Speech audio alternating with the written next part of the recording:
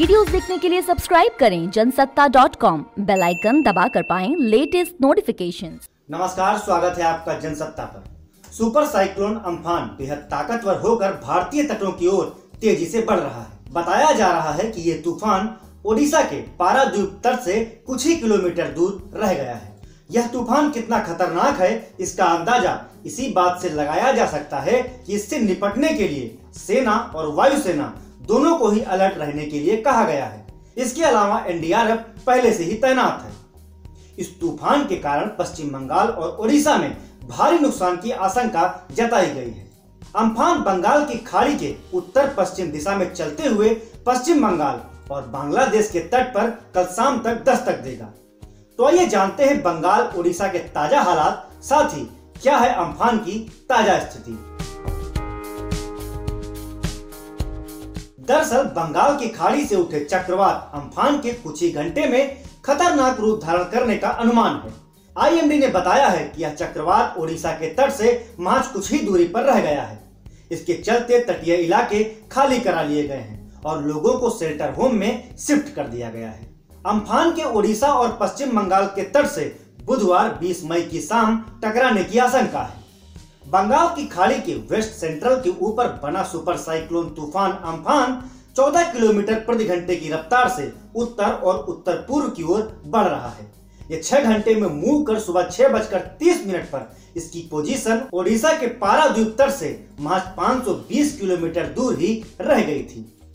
गौरतलब है कि साल 1999 के बाद यह पहली बार है जब कोई सुपर साइक्लोन भारत में दस्तक देगा। इस बीच खबर है कि अम्फान के खतरे को देखते हुए केंद्रीय गृह मंत्री अमित शाह ने बंगाल के सीएम ममता बनर्जी और ओडिशा के सीएम नवीन पटनायक से फोन पर बात की। शाह ने दोनों राज्यों में स्थिति का जायजा लिया और साथ ही उन्हें हर संभव मदद देने का आश्वासन भी दिया। इससे पहले पीएम नरेंद्र मोदी ने भी अम्फान के खतरे को देखते हुए एक हाई लेवल मीटिंग बुलाई थी। उधर त्रिपुरा सरकार ने राज्य के सभी डीएम को चक्रवात अम्फान के प्रभाव को संभालने के लिए तैयार रहने का निर्देश दिया है।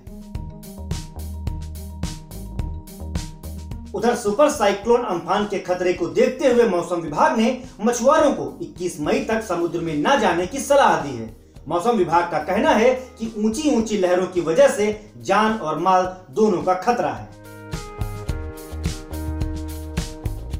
इसके अलावा मौसम विभाग के डायरेक्टर ने जानकारी दी है कि चक्रवात अम्फान का रास्ता 2019 में आए बुलबुल तूफान की तरह ही है, लेकिन जब यह जमीन पर टकराएगा तो 1999 के सुपर साइक्लोन फानी जितना प्रचंड नहीं रह जाएगा, यानी कि अम्फान से उतना अधिक खतरा नहीं होगा। पश्चिम बंगाल और उड़ीसा के कई इलाकों में सुपर साइक्लोन अम्फान का असर दिखना तो शुरू हो गया है। यहाँ तेज हवाओं के साथ कई हिस्सों में लगातार बारिश हो रही है। शाम तक हवा की रफ्तार और बढ़ सकती है और इसके बाद 20 मई की सुबह के बाद तूफान की रफ्तार 200 किलोमीटर प्रति घंटे तक पहुंच जाएगी। ओडिशा के 12 तटीय जिले हैं, जिनमें गंजम, गजपति, पुरी, जगत सिंहपुर, केंद्रपाड़ा, भद्रक, बालासोर, मयूरभंज, जाजपुर, कटक, खुर्दा और नयागढ़ में हाई अलर्ट घोषित किया गया है। वहीं बंगाल के उत्तर एवं दक्षिण 24 परगना जिले, कोलकाता, पूर्वी एवं पश्चिमी मिदनापुर, हावड़ा और हुगली सहित तटवर्ती जिलों में 19 मई को कई स्थानों पर भारी बारिश की संभावना जताई गई है। बताया जा रहा है कि तूफान के दस्तक देने के दौरान इन इलाकों में समुद्र से करीब 6 से 4 मीटर ऊंची लहरें उठेंगी और दक्षिण और उत्तर 24 परगना जिलों के निचले इलाके जलमग्न हो जाएंगे।